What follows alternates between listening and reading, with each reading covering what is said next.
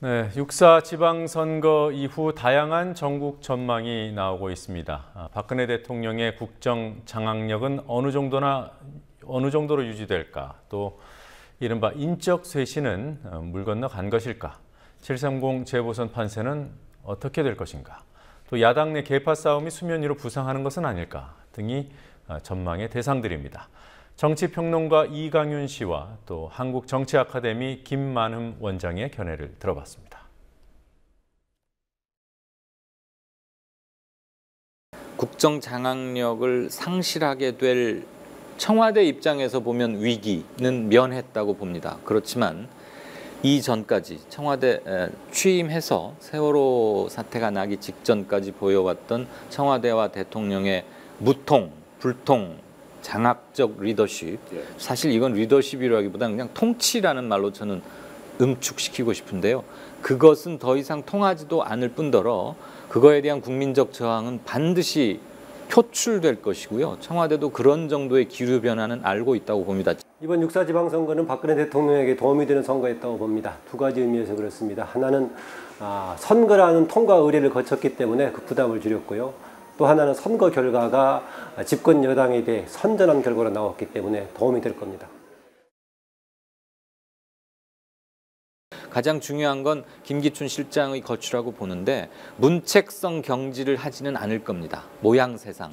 그렇지만 이 체제로 그렇게 오래 갈 것 같지도 않습니다. 7.30 재보선 이전이냐 이후냐가 문제가 될 텐데 저는 차라리 이전 쪽에 방점을 두고 싶고요. 모양새는 불명예 퇴진보다는 퇴로를 이렇게 만들어 가면서 적절한 타이밍에, 그러니까 가장 비정치적인 타이밍에 바꾸는 모양새로 하면 문책을 면할 수 있겠죠. 예. 김기춘 실장 개인의 행보는 좀 정확히 모르겠는데요. 부담은 가는 쪽일 겁니다. 오히려 야당의 정파적 이익의 관점에서 보자면 김기춘 실장이 있는 상태로 공격하는 게 오히려 나을 수도 있을 겁니다. 그러나 집권 여당에서도 김기춘 실장의 교체를 요구하고 있기 때문에 시기의 문제일 뿐이지 교체가 될 걸로 보고 있습니다. 국정원장의 황교안 카드는 개인적인 차원에서는 만지작거리고 싶은 카드일지는 모르지만 전체적인 여권의 인력 풀과 파워 엘리트의 그 재편 과정에서는 그렇게 좋은 카드는 아니라고 봅니다.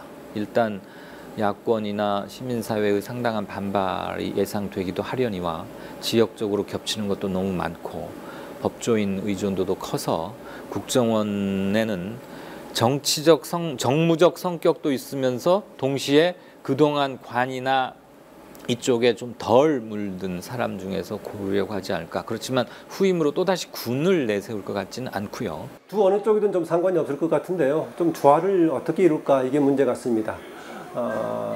안보실장이나 국정원장 두 사람 중에 한 사람만 군 출신을 임명하고 나머지는 좀 조화를 이루면 괜찮지 않겠냐 했는데 막상 김관진 국방부 장관을 안보실장으로 임명하고 나오니까 국정원장 임명 카드가 좀 마땅치 않아 보입니다.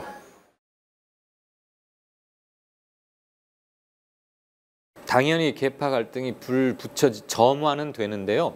폭발은 7.30 재보선 전에는 격렬하게 폭발할 것 같지는 않습니다. 이를테면 왜냐하면 7.30 재보선이 너무나 중요한 정치적 의미를 가질 수밖에 없는 형국이 되어 있고요.